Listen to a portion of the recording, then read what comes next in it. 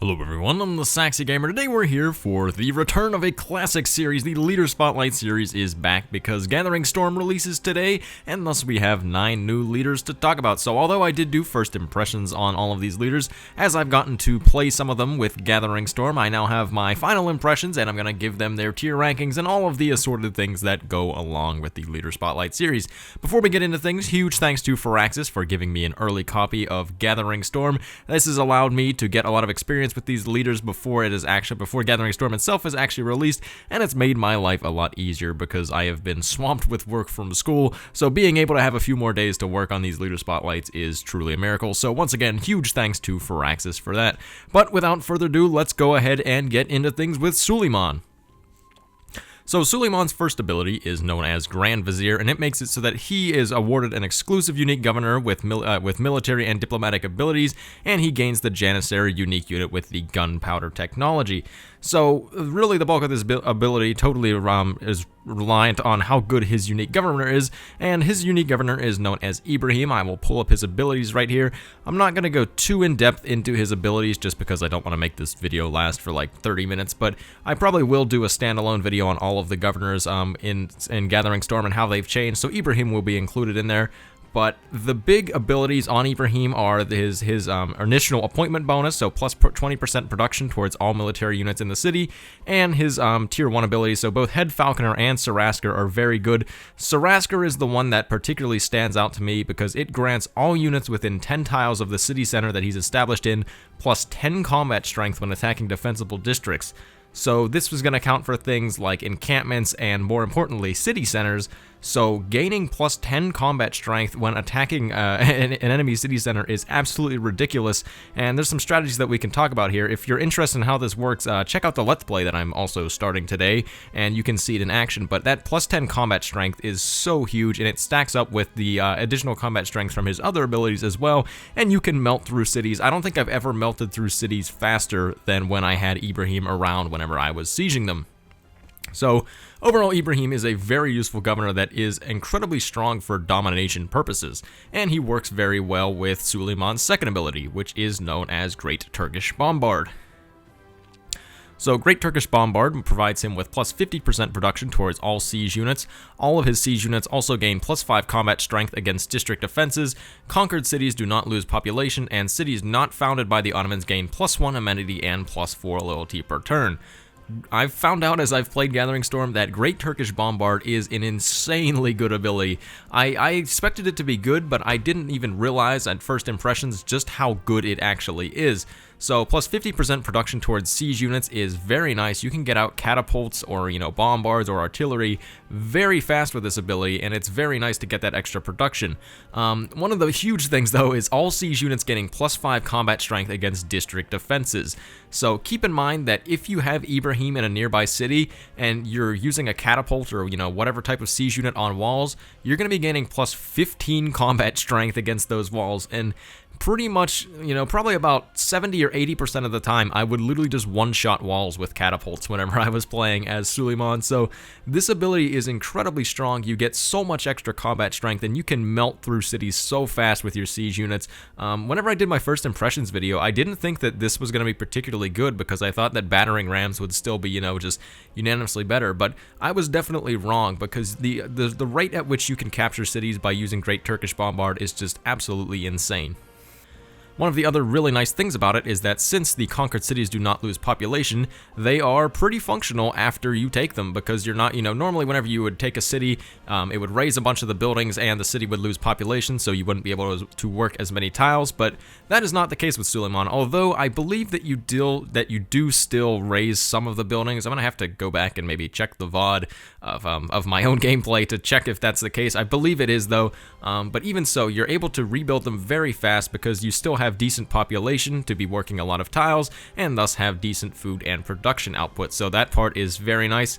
And the other huge part is that cities not founded by the Ottomans gain plus 1 amenity and plus 4 loyalty per turn. So some of the biggest issues with domination games are amenities and loyalty, because you have to deal with war weariness, and loyalty can be a very big pain as you're, working your way through another empire, because a lot of the times you'll be surrounded by a lot of enemy cities and there can be a lot of population pressure, but Great Turkish Bombard kind of deals with both of those things. And the other nice thing is, if you're able to, if you take more cities rather than settling them, then you're going to be gaining those amenities throughout the entire game, so you just get a ton of free amenities passively just from your domination conquest. So Great Turkish Bombard and Grand Vizier, both excellent abilities and have some really outstanding domination traits to them. Now let's move on to Suleiman's unique unit, which is the Janissary, which is a replacement for the Musketman. It has a melee strength of 60, which is up +5 from the Musketman, a movement of 2, which is the same as the Musketman, and a production cost of 120, which is half of the cost of the Musketman. In addition to this, it has some special abilities, so it consumes a population normally whenever you train it, unless you train it in a city not founded by you, and upon training or upgrading it, you will get a free promotion. So that is correct. A lot of people were theorizing about that whenever Suleiman was first announced, whether you would still get the promotion whenever you upgraded into the unit, and I can confirm that you indeed do. Another thing that I should mention is that the Janissary does have a resource cost of 20 niter, because all of the unique units in the game now do require strategic resources, which does kind of suck, but I guess at least since all of them do it, it's not really particularly bad for any one of them. But the Janissary, it is a very strong unique unit. I am very much a fan of it. The fact that it's so cheap means that you can train it incredibly fast, and what you really want to do is train it in cities that you've taken, because you really don't want to lose population in cities that you founded, because the more and more of these that you train, which you can train a lot because they're so cheap, then the more and more population you're going to lose, and thus your production and food and pretty much all of the yields are going to go down. But considering the fact that you get other bonuses from having cities not founded by you, it actually ends up synergizing very well, because as you take cities, they won't lose population, so they'll still have pretty good yields. You can produce Janissaries very fast in them, and you don't even have to worry about the population loss. Since they are also very cheap, they are very cheap to upgrade into as well, and you still get that free promotion, so it's a very huge power spike when you reach Janissaries in the tech tree, and yet another thing to make the Ottomans a very good civilization. The Ottomans actually do have a second unique unit as well. They have the Barbary Corsair, which is a unique unit that replaces the Privateer. It has a melee strength of 40, a range strength of 50, and a movement of 4, all of which are the exact same as the Privateer.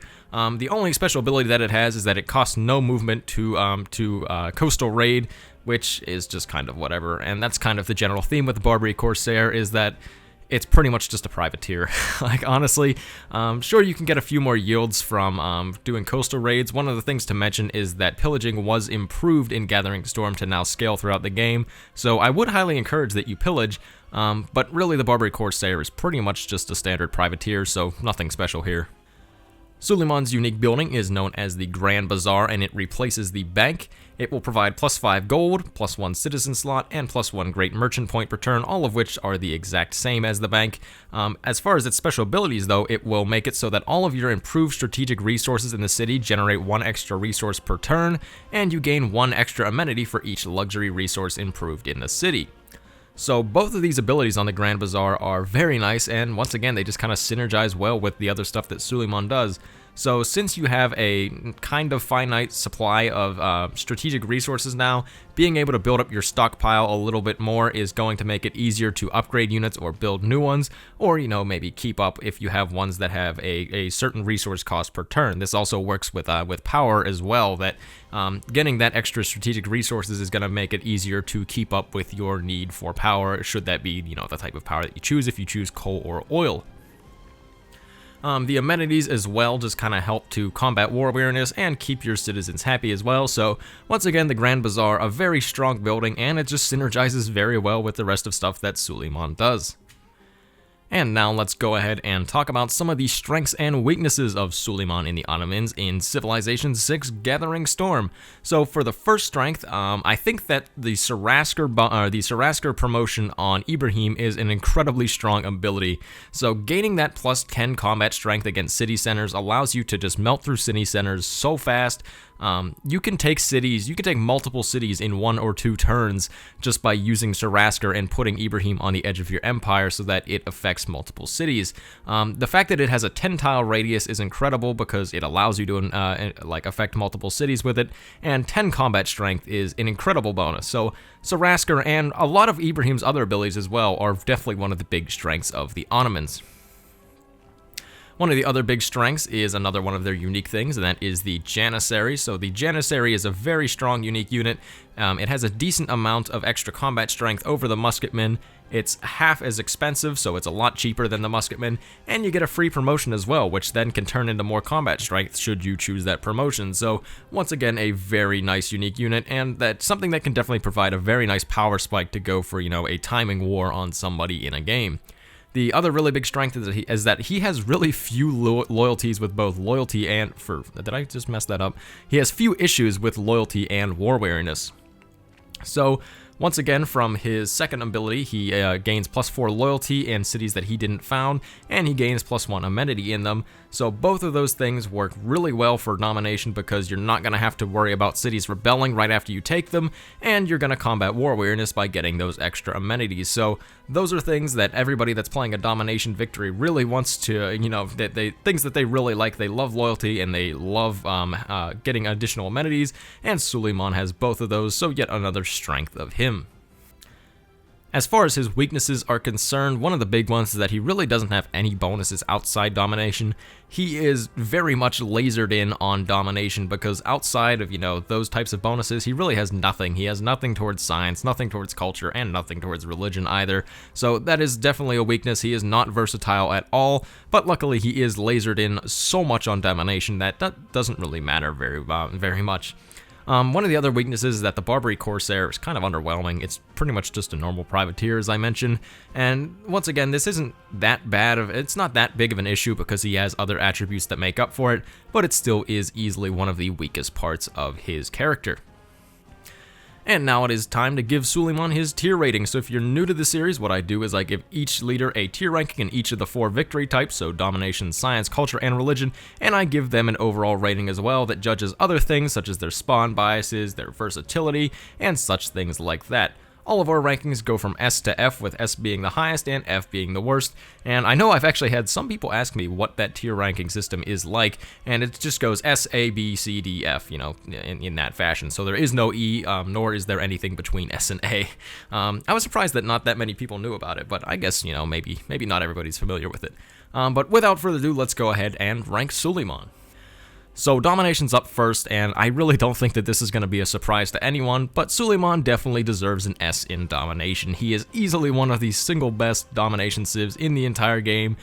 He rivals the other people like Monty and Cyrus, and he's just able to steamroll through his opponents so fast by using Sarasker, by using his siege equipment, and he really doesn't have problems with loyalty, he doesn't have problems with amenities and war weariness, so all of those things combined make him such a great domination leader and easily one of the best in the game, thus deserving him of the S tier ranking.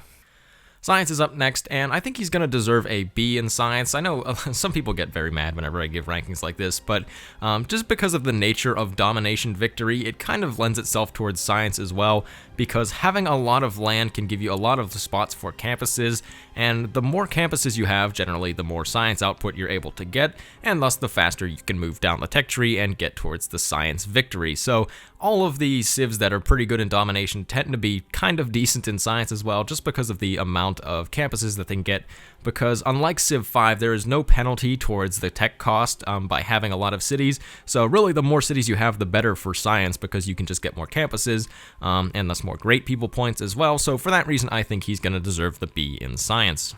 As far as culture is concerned, I think he's going to deserve a C. I almost gave him a B just because, once again, much like with science, having a lot of land works well with culture as well, because that gives you more land for natural parks or national parks and more land for seaside resorts. But in the end, I decided on C because if you're going to go for domination, chances are people aren't going to like you, and it is actually important to be friendly with people whenever you are going for a cultural game, because you are going to need to get trade routes with them to get modifiers, and open borders as well can give you tourism modifiers, and going domination doesn't lend towards that, so for that reason I think he's average and deserves the C. For his religious ranking, he once again deserves the C. He really just has no bonuses, and domination doesn't really even lend itself towards religion, so for that reason, with no bonuses and really no reason not to go for it, I think that he deserves the C. One of the other things that I just realized as I'm recording here is that I didn't give him a diplomatic victory ranking. I'm going to have to add that to this sheet. But if I had to give him a diplomatic ranking, it would just once again be C because he has absolutely no bonuses to it.